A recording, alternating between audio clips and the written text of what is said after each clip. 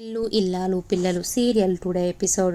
అమూల్య నిశ్చితార్థం అయిపోయిన తర్వాత అమూల్య వాళ్ళ అత్తయ్య వనజ గారు వాళ్ళ ఇంటికి వెళ్ళిపోతుండగా వనజ అమ్మ అమూల్య నిశ్చితార్థం అయిపోయిన తర్వాత సగం పెళ్ళి అయిపోయినట్టే అమ్మ, నువ్వు కూడా మా ఇంట్లో ఒక మనిషివే అమ్మ అనేసి అంటుంది. అప్పుడు రామరాజు అమ్మ చెల్లమ్మ, నువ్వు అంత చెప్పాల్సిన అవసరం లేదమ్మా, మా అమ్మాయి మీ ఇంటికి ఎప్పుడెప్పుడు రావాలి అనేసి ఎదురు చూస్తూ ఉందమ్మా అనేసి అంటాడు. అనేసరికి అందరూ చాలా హ్యాపీగా ఉంటారు. దూరం నుంచి భద్రవతి వీళ్ళందరినీ చూసి నవ్వుతూ ఉంటుంది. అప్పుడు విశ్వ వచ్చి, అత్త నేను ఎంగేజ్మెంట్ ఆపాలని ప్రయత్నించాను కానీ ఆపలేకపోయాను అత్త అనేసి అంటాడు. అప్పుడు భద్రవతి నవ్వుతుంది. అప్పుడు విశ్వ, అత్త ఎందుకు నవ్వుతున్నావు అత్త అనేసి అడుగుతాడు. అప్పుడు భద్రవతి, ఎంగేజ్మెంట్ మాత్రమే అయ్యింది, పెళ్లి మాత్రం కాలేదు కదా. రామరాజు తన కూతురు పెళ్లి కోసం అంగరంగ వైభవంగా ఏర్పాట్లు చేసిన తర్వాత అమూల్య పీటల మీద కూర్చోకుండా చేయాలి విశ్వ అనేసి చెప్తుంది.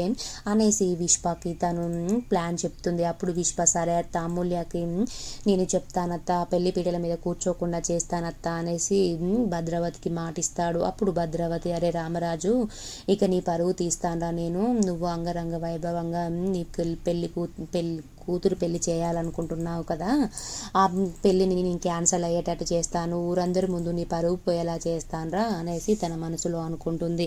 తర్వాత భద్రావతి చాలా హ్యాపీగా ఉంటుంది. విశ్వ మాత్రం అమూల్యకి ఫోన్ చేస్తానులే అత్త అనేసి అక్కడి నుంచి వెళ్ళిపోతాడు. బుజ్జమ్మ అలాగే సాగర్, నర్మద అందరూ ఇంట్లో వాళ్ళందరూ హ్యాపీగా ఉంటారు ఎంగేజ్మెంట్ అయిపోయిన తర్వాత. కానీ అమూల్య మాత్రం చాలా డల్గా ఉంటుంది.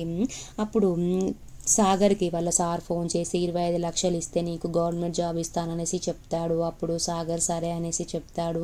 తర్వాత రామరాజు సాగర్ని పిలుస్తాడు. పిలిచి, సాగర్ చెల్లి కోసం వాళ్ళు 20 లక్షలు ఇచ్చారు, తన చెల్లికి గోల్డ్ చేయించమని ఇచ్చారు, నువ్వు ఇవి బ్యాంకులో వేసిరా సాగర్ అనేసి చెప్తాడు.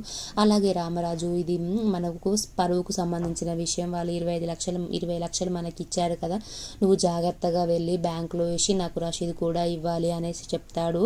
దూరం నుంచి బుజ్జమ్మ అలాగే నర్మద రామరాజు మాటల్ని వింటూ ఉంటారు.